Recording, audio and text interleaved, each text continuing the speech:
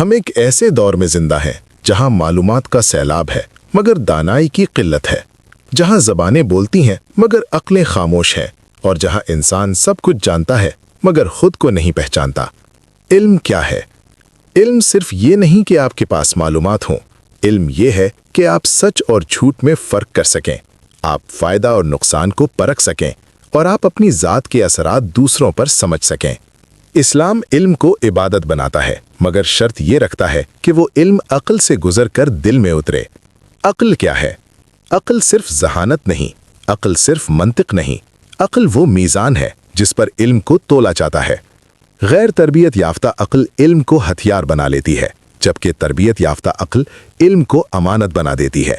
یہی وجہ ہے کہ ایک عالم فساد پھیلا سکتا ہے اور ایک باشعور انسان انقلاب لا سکتا ہے۔ علم بغیر تربیت سب سے خطرناک طاقت۔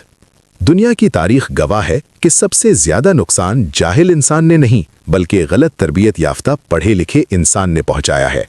جب علم کے ساتھ اخلاق نہ ہو، جب عقل کے ساتھ خوف خدا نہ ہو تو علم غرور بن جاتا ہے اور عقل فتنہ۔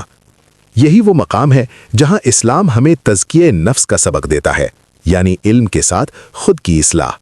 علم کی تربیت کیسے ہوتی ہے؟ علم کی تربیت کتابوں سے شروع ہو کر کردار پر ختم ہوتی ہے۔ یہ ہمیں سکھاتی ہے بولنے سے پہلے سوچنا، جاننے کے بعد جھک جانا، اختلاف میں بھی انصاف اور کامیابی میں بھی شکر۔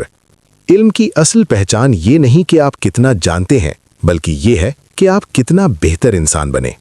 عقل کی تربیت کیسے ہوتی ہے؟ عقل کی تربیت سوال سے شروع ہوتی ہے اور جواب کی ذمہ داری پر ختم۔